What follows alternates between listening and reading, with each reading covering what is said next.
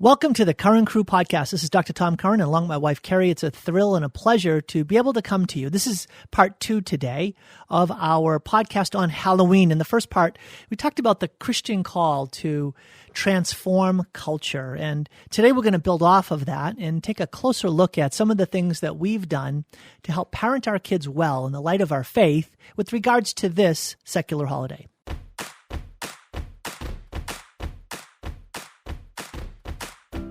Halloween, or All Hallows Eve, or the Eve of All Saints' Day, becomes a great opportunity to face head-on one of those challenges that can be difficult. In fact, not just difficult, but the difficult that actually unveils the possible that we must make real through God's power, and that's raising saints. I want to just put it out there like this, Carrie. We should expect that the attempt to parent today our kids along the paths of faith, hope, and love, to parent our kids in this moment in history, in the society in which we live, with the cultural forces that are coming against us, coming against families, and coming against our kids, that it is going to take a serious effort. It's going to take an enormous effort. It's going to take an intentional effort if we are, in fact, going to fulfill God's will, to parent our kids in a way that they are along the path of holiness. That's what we should expect.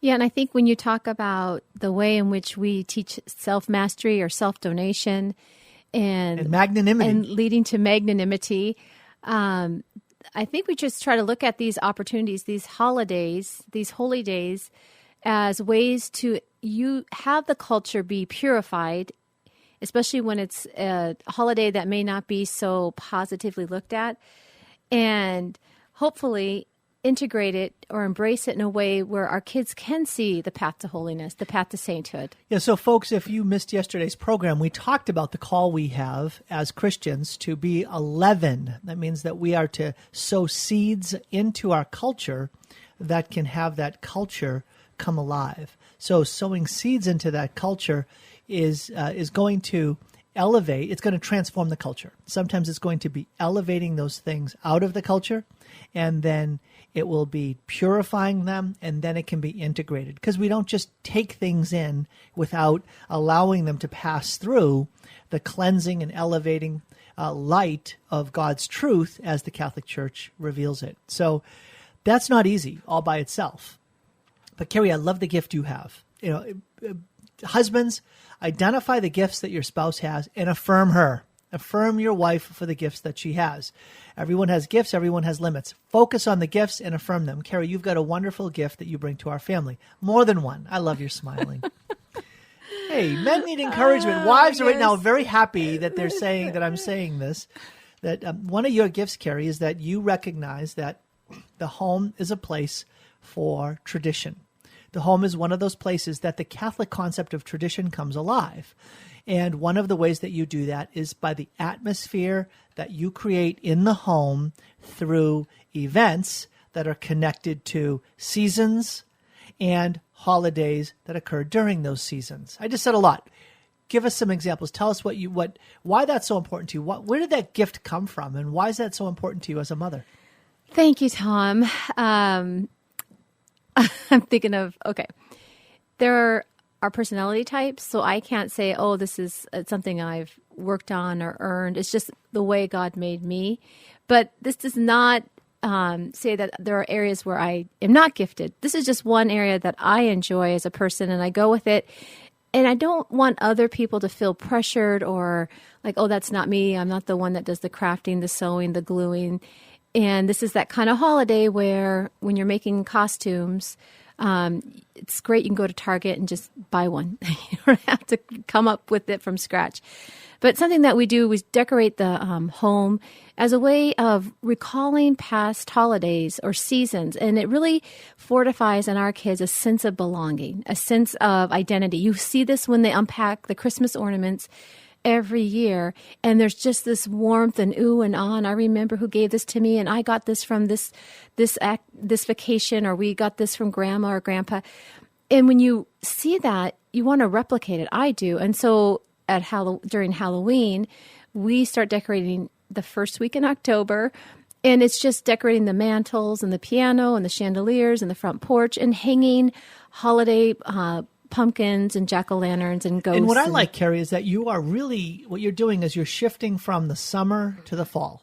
Yeah. And the fall is associated with school. So it's really about, let's let the season of the year show up in our home in some way. So you're creating an atmosphere in the home. And I think this can fall on the bell curve. I think I'm kind of in the middle, maybe more to the higher end of we take out the pillows, we redo the furniture, we redo the pictures. You say we. I have actually nothing to do with any of this other than being the muscle that carries stuff. That is the kids from and boxes. So the kids and I do this, and they help place things. Those kids that are interested, I should say. There's 2 or 3 that have this pull, this natural inclination to recreate a space, and it just keeps it fresh, and it has a sense of with-itness or movement. Like the home is now set for the fall, and there's just this sense of time that is put in place and it's ordered. I don't even know how to describe it. Well, part of what I would say, Carrie, is that you're tapping into something that I think a lot of families will experience when their kids want to redo their rooms. Well, that's not a typical, that's almost has to be nurtured in them. But yes, you're right. There are kids who want to recreate something or redo something, and they just go for it. Yeah, and so whether it's moving their beds around or putting up new posters or new decorations, and maybe that's something that happens as kids get a little bit older. You're looking at me like, honey, this is not normal. I don't know. You're saying that our kids are not normal because... You know, the funny thing is you live kind of in a bubble. You live your life in a home, and you only really know how your family functions, and then maybe a couple of siblings, you talk to your brothers or sisters. Our kids literally change bedrooms twice a year, 3 times a year, where they all get up and they want to have different roommates, and then we have to move furniture and we have to move dressers and we have to move clothes. It is a huge undertaking, but it's, I don't know if this is from me. That daughter of ours, that the 2 girls conspired, and they took the bunk bed that was in their room and they cut it. They cut the bunk bed. 2 double beds. I think they saw something on Pinterest, and I was not going to I gave them like a small budget, and they thought, well, we'll just use this bunk bed, which I said, great, do that. But unbeknownst to me, I come home and it's all cut, and they did it without me knowing. Before I even got home from work, it was done. And I was like, what in the world is going on? And these kids are not old. This is like a 12-year-old and a 11-year-old. Well, that's old enough to use a saw. Right. Carrie, some listeners right now are thinking, are you guys insane? You let your 12-year-old daughter cut a bunk bed. We should not let them know that our 5-year-old is cutting the cucumbers. Well, so I don't know if this is part of our family gene dynamic, but there's something so invigorating when you reset or redo, revitalize a space. Rejuvenate. Rejuvenate means to make young again. Oh. And so you can make your space young again by shifting things around. Maybe it's shifting around the furniture. Maybe it's changing a photo. Maybe it's bringing new pillows on. Maybe it's decorating things differently. Tom, I like this. It brings me energy in life. But to some moms, it would seem like a lot of work and a lot of time. And who has time to do this? And we literally have bins in our garage that are for the different seasons. Like our Halloween bin is orange. Thanksgiving is brown. Christmas, well, there's many bins that are red and green. But it's kind of like this rhythm to the seasons and to the year that we just all look forward to. And I think it's part of creating that sense of a hearth, a home, a gathering place where you begin to experience the flavor or the atmosphere of a family. I think that's the underlying thing that we're talking about, that it's a place where kids want to be present. It's a place where kids are alive. And I think the church does this with the liturgical season, and they change colors and they change their robes and it's probably not called robes. What are the That's fine. That's fine. The vestments, yes. In the flowers. And I mean, there is a way in which the church does this through the exterior. Most parishes have an art and environment committee or a liturgical commission or committee where they are literally saying, how are we going to shift around the sanctuary? How are we going to move around, the art, the things that are showing up or not showing up for certain liturgical seasons. And I think this also, Tom, goes to being a teacher that, and a lot of families do this, I see, where they not only are changing the the decor, but they bring out the different clothing that has pumpkins and jack-o'-lanterns and ghosts, Just or they bring orange and out brown books colors, that are Halloween books. cornucopia, things are associated with Thanksgiving and things like that. And they bring out the DVDs. We have the movies that go along with the holidays, and then we put them away. It's like a time capsule. Then it all gets put away on November 1st, and out comes the Thanksgiving. And it's just a matter of a couple hours to change over that environment and to just give it the next season, the next Right. So time. as Catholic Christians, we're called to enculturate, that is to embed ourselves in the society in which we live, but we encounter things in that society that we are called upon to transform. We transform by elevating, purifying, and integrating. And there are things that are easy to do, and those are like the way that we could take a look at Thanksgiving. But then there are things that are more challenging. There's a grayer area, and you can fall into darkness. You want to avoid that. You want to maybe elevate things so that it can shine more with the light. And that's where Halloween comes in. So we started to talk about that yesterday, and some of the ways, Carrie, that you have said, well, this is a really popular holiday, not a holy day, but a holiday that the church is connected to, a holy day, All Saints' Eve. And so how do we, as Catholic Christians, live out our faith while being Americans, where there's this secular holiday that has some religious roots to it? How do we transform it? How do we elevate, purify, and integrate it? You know, and I think it's easy for Catholics to say, let's dress up as saints. Let's do people that we Saint can Michael look to. the Archangel and Joan of Arc, right? They're the easy wins. Those are easy costumes, right? You just grab the shield and the sword and some boots.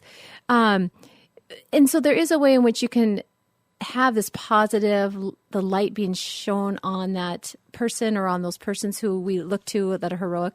But it's difficult for me to say to the kids, you're going to be a saint, or the only costumes we allow are the holy ones. And so that's where we get into this gray area of, well, not even gray. It's like we really want to be different animals, or princesses is like the biggest costume that we have in our home, just because it goes awesome with glitter and face paint. And there's lots of different styles and dresses. And it is just fun. Yeah. But then they get older, and like right now, one of my daughters is in a group of friends that all want to dress like mummies. And they've already gotten the outfits that were sent to her from another parent who organized this. And there's 3 or 4 mummies. And it's like, okay, that's a questionable costume for me. Or my son, a couple years back, wanted to be a skeleton. We had this great costume we found at Goodwill, and it was fun to paint his face white with the, different marks on his the white paint on his face, whatever. But those costumes are somewhat questionable. And why would they be questionable? Because Halloween, people think of it as, okay, so this has some roots with the idea that the dead are now roaming around, the spirits are roaming, and so skeletons and mummies are connected to this concept of the dead somehow being resuscitated and walking the earth. Well, that moves us towards the realm of the powers of darkness. And so how do you discern these things? It's a great question. And when you said the pirate costume as one that was cute and was positive, I think if not it was positive, a at good least pirate. neutral. Yeah.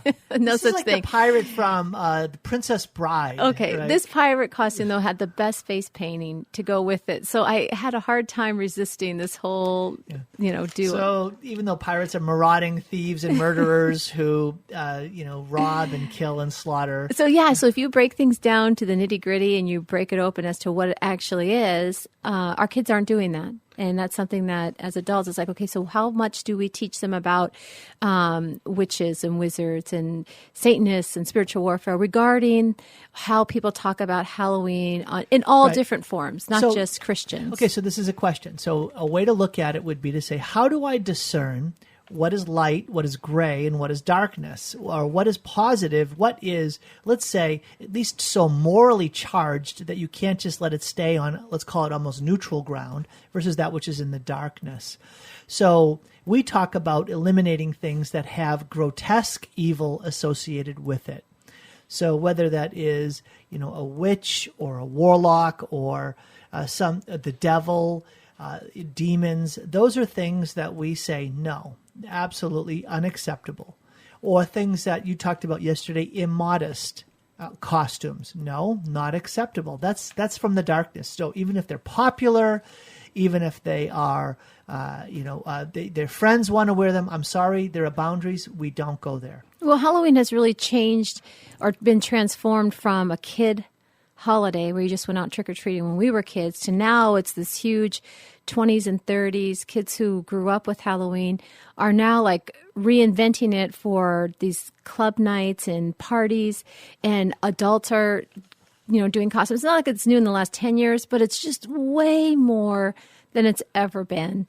And especially that Halloween falls on a Saturday night, that just calls forth everyone to say, yay, let's go, let's party, let's dress up, let's go. That's probably true for this year, yeah. It's going to be a big night. So it's easy to identify the costumes that are associated with the light. We've mentioned, dressing up as saints or angels, and the darkness we've identified. It's really the gray stuff. And one of the challenges with regards to the gray is that we could say, let's take a look at pirates.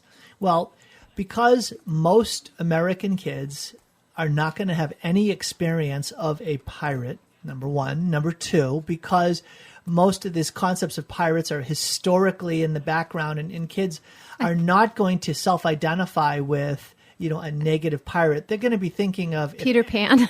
Peter Pan, or what's that set of movies with the Pirates of the Caribbean? Yeah. And some of that can be kind of PG-13 kind of scary stuff. Our kids have not watched those movies. So yeah, so it's one of those things where I think that you could say kids can be exposed to something like a pirate costume without putting their souls in mortal danger. So I would call that one a gray area, kind of like a mummy or even a skeleton, as long as the kids are not associating that in this downward slope towards the darkness. So it's up to you to discern how that can fit within your own family life, your own sense of the spirit you're creating in your home. Well, I also think that we talked yesterday about how do you have this be a type of service? How do you celebrate others and be a gift to others? So we mentioned booing, and that was this idea that you drop gifts off at night on someone's door as a surprise, unexpected gift, and you run and hide. And I wanted to just say that, you can boo not just people who have done kindness to you, but it can be grandparents, or it could be godchildren. We've done that in the past where we hit all our godchildren, their homes, because I'm not really good at getting gifts to our godchildren. And then the elderly. Sometimes there's those great aunts or uncles. And what happens is you can boo them and leave a gift. Or what we like to do is before the day of Halloween, there's a Thursday where our parish does a mom's group. And every Thursday on the day before Halloween, all the kids, kindergarten on down or preschool on down, are invited to come and dress up. We walk through the rectory and get candy from all the staff. Then the kids go parade through the entire school, every grade, and all the kids in the class are thrilled because they get like 20 minutes of no class time, and they get to see all the cute kids, seriously. And they get to see, in our family, their little siblings, and we always leave them candy, but our kids also get candy. So it's just candy, candy, candy. But from that point, Tom, we'll go out to lunch with Mom, with Grandma, and she gets to see them in their costume. And it's not like smashed or pressed on that one day, the 31st, because there's just too much. It's just too much to do the grandparents, the aunts, the uncles, and then go trick-or-treating for younger kids. The day gets so long, they get so worn out. And I've just had enough experience of tantrums and meltdowns by me. At that point, I'm done.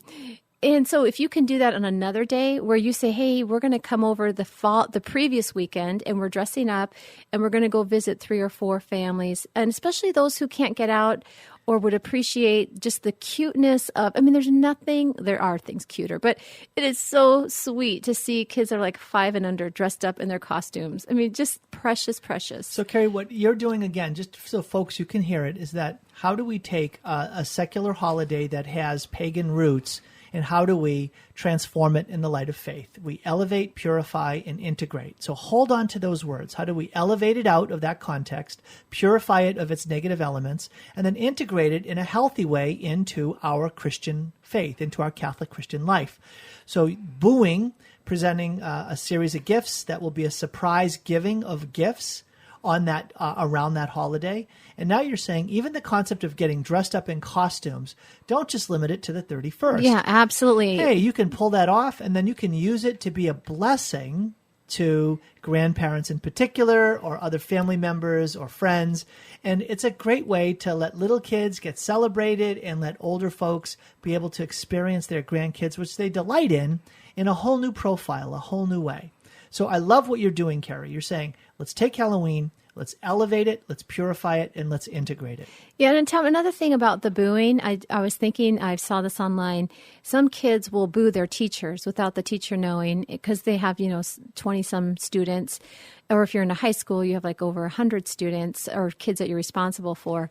And you do a little gift card for that teacher and write a little note to them just to keep it fresh and celebrate that teacher. And of course, it's a tradition that some kids would take to, but not all kids would be like, oh yeah, I want to boo my teacher. So well, a gift that comes in an unlooked for time, in an unexpected way, is a special gift, even if it's a little thing. So I think that's a if it comes on the birthday, last day of school, Christmas, those are one things. But when it comes unlooked for, unexpected, there's a specialness to that gifting. And so even look at Halloween as an opportunity for you to maybe bless, Carrie's calling it booing, but to be a blessing of giving a gift to maybe your kids' teachers. Yeah. One way we elevated it, I guess you'd say purify, is we took that boo poem and we, instead of having it talk about, casting spells. Yeah, you mentioned this yesterday, but you didn't have the prayer, the way that you purified it and transformed it into a blessing. So Carrie brought it in today. It's on orange paper and it has stickers all around it. Sorry, honey. The air is cool. The season falls. Soon Halloween will come to all with ghosts and goblins, spooks galore, and trick-or-treaters at the door. Excitement grows when friends like you share your talents, love, and food.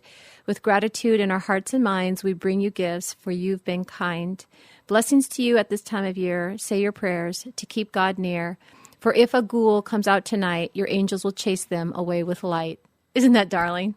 So, poetry. So Carrie, that's Carrie's purification process. Oh, it was fun. Actually, Mary Grace helped me do this a few years ago. So anyhow, that was purifying that poem. And again, just being a blessing. I don't know how many people actually read it when they got it, but it was awesome. And this is something we'll be doing in the future. So hopefully you can do something simple. If you'd like us to that. boo you with the blessing of some gifts, just make us your godparents of one of your kids, and then you're in. You're covered. Oh, goodness. So this is part of forming faith in the home, is creating an atmosphere that builds on faith. And there is this reality that we are called to raise our kids to be saints. All Hallows Eve, it's the eve before All Saints Day, is a way for us also to really develop the concept of being saints. And so for us, that has to do with virtues. And so virtue formation in the home involves self-mastery and self-donation and magnanimity, extending yourself to do something great for God. That actually shows up in our home when the collecting of the candy is done, Carrie. Probably the second most favorite part of the third. One of them is collecting the candy while they're dressed up, walking door to door. The second is eating the candy. But between collecting and eating, there's this other ritual that comes into most people's homes. Yeah, where you dump out the candy and first you sort it and then you count it, like how many Snickers, how many Twix, and then you trade. And you find out the candy that you really want, that your siblings have, that you don't want, and the trading happens. And then there's this big box we have that they donate to, where it's just candy they don't want, no one really likes, like Almond Joys and or maybe Dots. they do like it, but they're going to give a little bit of that candy they actually like. To wait. Well, see, so last year, one service we do is we do St. Nicholas baskets, gift bags for the homeless at St. Vincent. They stay there one night. It's this whole program where we help house the homeless men in the Federal Way area during the month of December. Our church takes that on. And so we have been making St. Nicholas baskets for the last couple of years. And so I had the kids just donate some of their candy to give in those baskets, because how much candy can a kid eat?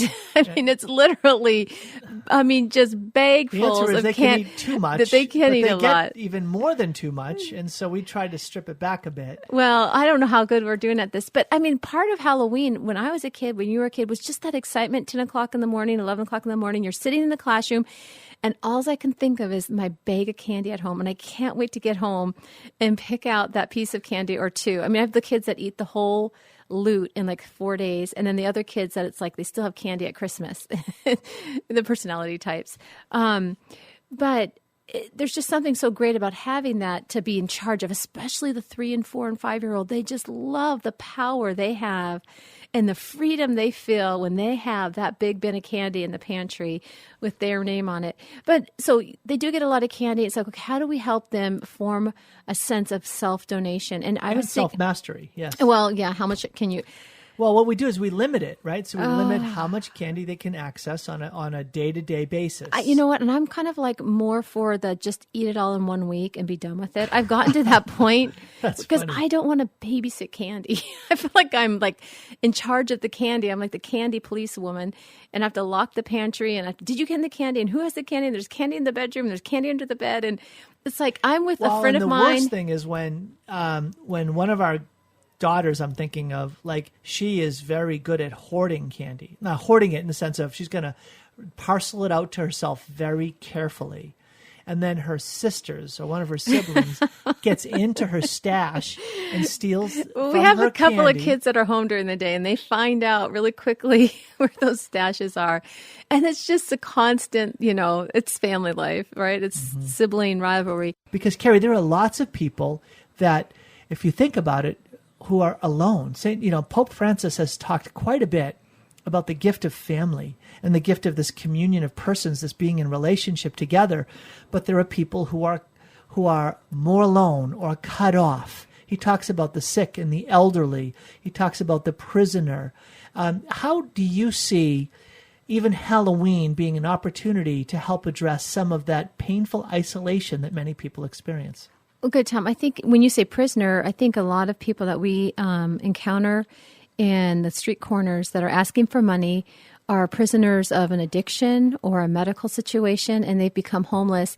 And, we like the idea of booing our friends and family, but, let's face it, all of the friends and family we have been very blessed and gifted with community and family and love. And when I really want to peel back the layer, go deeper, it's like, well, what are we doing for those who really stand in need, who are the homeless that we see every day we drive around Federal Way? I really believe the homeless population has probably quadrupled in the last 4 years, where we now see moms with their kids asking for money and dads with their kids on the corners. When you come outside Costco, when we come outside Winco, when we come outside, I can just...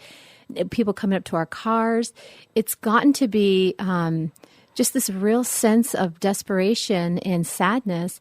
And my kids notice that when we drive to that stop sign and we're waiting there and you see this gal asking, and please help, God bless, anything, I'll appreciate anything you give. There's a sense of, well, how are we helping those that are really in physical, spiritual, emotional need? You just see the brokenness right before you. And so it's almost like I feel like maybe, we take booing to the next level next year, and we actually go boo the homeless. Can't really scare them, but bring them a bag of goodies. And I feel like, okay, well, why don't we this year, because we can't really eat all that candy in a healthy way, we can eat it. It won't be healthy for us. Why don't we make little bags of candy and let the kids know ahead of time, hey, we're going to have these in the car, and over the course of 2 or 3 days as we drive around, we're going to have you go get out of the car and bring them a bag of candy and just say, God bless you. May God's sweetness shine upon you. This is part of my Halloween candy, and I just wanted to share it with you. Just what a beautiful gesture, so simple. And the kids, just think how good our kids would feel about that sense of being a gift in a real tangible way, because they see, talk about the divide. They see someone who has nothing, and they've been given so much, and here they give. And I don't know, that just came to me. So, Carrie, I don't know. So I just thought of a story. This story goes back to Christmas of 1988. Can you believe this? I was in Paris with 2 seminary and friends. I was in the seminary at the time. And we were walking the streets. It was in the evening, and I saw a man, a person who was probably very poor, lived on the streets. He was an older guy, probably in his 60s, and he was leaning up against like the door of a church. A lot of them would do that. They would hang around churches to be able to get donations. And I saw this, and I had with me like a little lunch, including in that was an apple. And so I took the apple and I just walked up and I put it down next to him because his eyes were closed. I just put that apple down next to him, and my friends saw it. It was seminary and friends. It was Terrence and Eric. Oh, Powell. okay. And so the three of us are now walking down the street, and I'm feeling pretty holy. I'm feeling pretty good about myself. That's right. I've given him an apple. And then all of a sudden I heard this, "Hey!" And whizzing past us, this is the apple. And it's skidded on the ground in front of us. What did Father Terrence? They must have started laughing. They were laughing, and I'm like, see, if you gave him a bag of candy, he probably wouldn't have thrown it at you. do not like that They apple. don't like. I mean, the one thing that they appreciate is a bottle of water because they are really thirsty. And my mom told me this. She used to work with the homeless at down at St. Martin de Porres, or it was Operation Night Watch. She'd do for many years, but they don't have the freedom to just go into a Starbucks and ask for a cup of water or a McDonald's, and they're thirsty quite a bit. So imagine just a small bottle of water and a bag of candy. I think we're going to do that. I'm going to do that. I'll let you guys know. No apples, dear. No apples. I want. Well, you think, oh, they need something healthy, or we want to help this person who, they're so far gone in the difficulty of life. They just want a treasure. Who does not like candy, chocolate, and just how fun would that be? So, that is really funny. Well, I ran into this guy about a month ago at Costco, and he had like 10 bags of candy. And he's wearing a Seahawks jacket. Yeah, I'm looking at him. I always ask people why they buy what they buy at Costco. I'm really weird that way. I'll go, why are you buying that pumpkin beer? Or have you tried those raviolis? Are they very good? Or, I've always wanted to buy. Did you know I do this? I did not know that. I've been married to you for 21 years. And I just did not talk to know people this. randomly because I'm so curious as to what other people eat, because I might be good at decorating the house, but I do not like to cook, and I'm not a good cook. But so I'm always like, I want to learn so I can be a better cook. And he had the 10 bags of candy, and I said, well, what are you doing with this? I said, this will last you a long time, is what I said. He goes, actually, it'll be gone in about 2 hours. I said, oh, really? I said, well, where are you going with it? He goes, oh, I give it away. And I thought, you do? So I didn't get further into the question. My kids were pulling at me, and we get out to the parking lot, and he's parked in this nice car. And he's loading the candy in the back of his car. And I said, well, who do you give it to? And he goes, oh, I bring it down to St. Martin de Porres. They call me the Candy Man. I said, you do this like once a month? Or he's like, no, I do it like once a week. And he goes, it's just been my call to bring sweet chocolate candy. They love it. They feel like it's a little treasure for them. They know it's coming. And I thought, oh, that's brilliant. I should have got a photo with him. Because you should have given him our home address. We don't want candy. Oh, that's right. I'm sorry. That's right. I forgot. Why would I think that? Yeah. I don't know. See, now we can bring our kids down and hand out candy dressed in costumes at St. Martin de Porres. How cool would that be?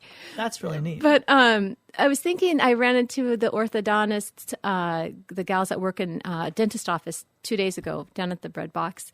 The kids were getting cookies. They probably love that they're handing out candy. They were passing out flyers, and they said, well, kids can bring in their candy for money. And they weigh the candy, and then they give you an amount of money. And then the kids turn it in to the dentist because the parents don't want them to eat it all. And, the kids get the money. They would rather have that. I don't know what kid would rather have money than candy. But then they give the candy to homeless shelters or to the food bank. And then during the holidays, they say they bag it up, and then each person that comes through gets an assortment of candy for the holiday. They used to ship it to the soldiers, but I think there are less soldiers overseas, and so it's not as popular. I don't know. Don't quote me on this, but I was just asking her, oh, what do you do with all this candy? And this is what she was telling me. See, I always talk to people. I'm curious. I'm a questioner. I can't help it. But there's so many great ways to take this this loot and donate it, share it with those in need. Mm-hmm. Just for this, let's in terms of like wrapping the package of things, let's talk about All Souls Day and how that also is even associated with this call that we have to be saints. Well, I just want to say that on All Saints Day, we are pretty spent and wiped out from trick-or-treating the night before. And it hasn't been a huge ritual feast where we do something very special. We go to Mass, but other than that, It's just something we fall into. However, and that's fine. You're not going to celebrate every holy day in a festive kind of ritual way. Hopefully you can hit a few. But All Souls Day is for us a powerful day. And I don't know, you can probably help me understand this better, Tom, but there's such I have almost a deeper connection to those who we've lost, whether it's our cousins. I've lost like 4 cousins, 7 or 8, 9 aunts and uncles, my dad, friends of ours, their kids have passed on in just, traumatic ways or glorious ways, but just very touching. And we keep the booklets from those funerals that I've been able to attend, because when you go to a funeral, they give some kind of maybe prayer, worship aid, or booklet, or remembrance card. Yeah, those. And then they have like a collage of that person's life inserted in it, or maybe on the back, it's a photo of them and their life story. And I'm one that never can throw away a photo. It's just me. I have to keep these photos, whether it's all the Christmas card photos we get. I have it all in albums for the last 15 years, or it's graduation photos. We have a huge graduation board at home with senior and from college and seniors from high school that send us their photos. And I keep those. And so with the All Souls Day, I have these worship booklets of these people who have passed on, and I keep them. On All Souls Day, we take them out, or during that time, somewhere around this period, and just lay them out. And I go through them just as a way of remembering those people that you almost forget passed on. Like, it's not something you think about consciously, unless maybe it's a very close member of your family. But just to go back and look at and remember and to pray for those people, there's something so holy and deep.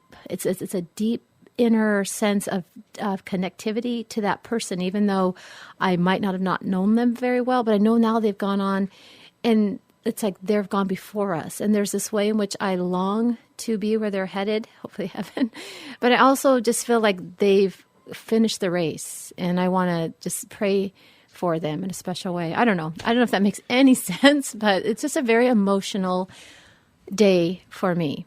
Well, and Carrie, you talk about the way that it's easier to, let's call it, enflesh that into our day.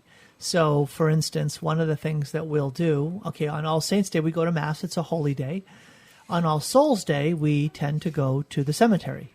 Yes. So that becomes a very meaningful place for us that, for the kids, it signals a departure from being an ordinary day. Kids, we're going down to the cemetery. Why?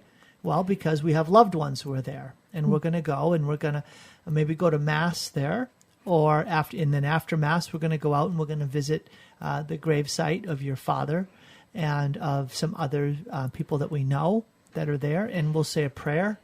And I know that's very meaningful for your mother, that Grandma has her children and her grandchildren and even her great-grandchildren with her. Yeah, and I think what's so neat is that St. Vincent, there in the Gethsemane is the Catholic funeral cemetery in Federal Way, and it's right by our house. We drive by it quite often, and they invite the Catholic school kids to come and celebrate that day. So this year, the 7th and 8th grade classes are going there on Monday for Mass as a way to, bring the community around and to realize we have this sense of praying for those who've gone before us. It's not, it's a very Catholic thing, and I think it's a beautiful thing that they invite all the school kids. I don't know how many kids have even been to a funeral, let alone to the cemetery to have a Mass celebrated. We go every month.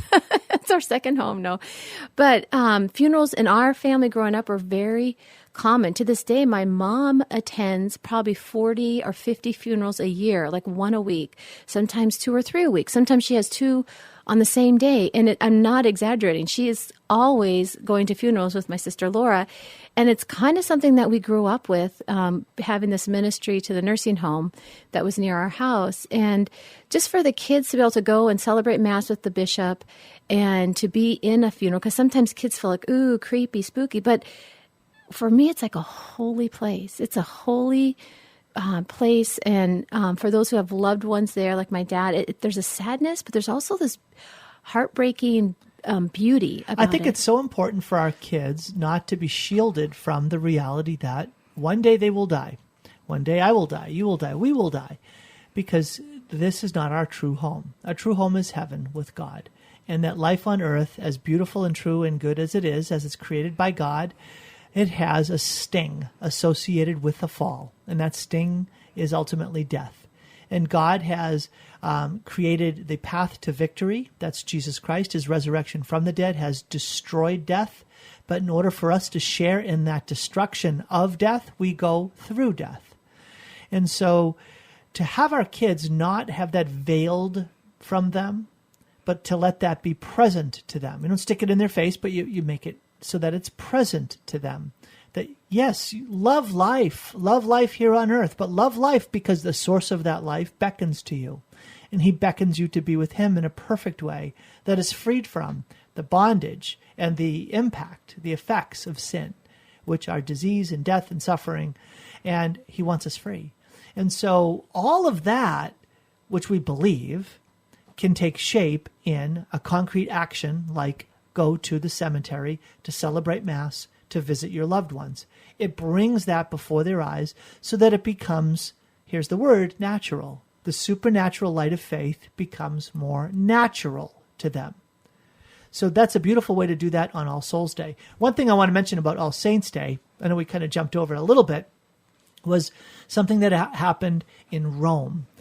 I bet you can find it if you go on the internet. There's going to be some photo of it. But on All Saints Day, one of the things they do at St. Peter's Basilica is they take out relics. They do? They do. They take out relics of saints and they put them on the high altar in Rome. So I can remember going down to St. Peter's on All Saints Day because it would the main altar would have on it like dozens of relics of saints.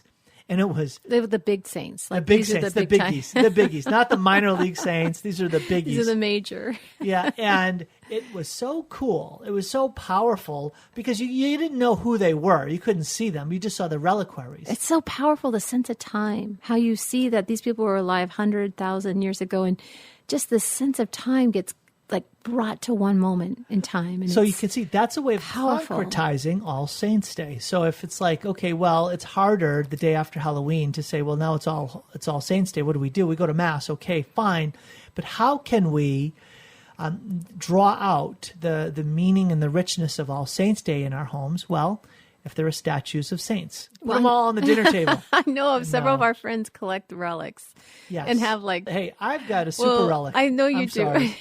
Sorry. But yeah, I think that a lot of people, those families that do that is beautiful. Yeah, that's a stewardship. The concept of yes. A relic is that you've been entrusted with a stewardship. And we have so much more to say about that topic, but that's for another time. So, Carrie, thank you so much for being with me today and for sharing. And thank you all, you wonderful listeners, for joining us today on this Curran Crew podcast. We do encourage you, if you haven't yet done that, go to currancrew.tv. You can subscribe right there, and that allows us to stay in touch with you. Take care and God bless.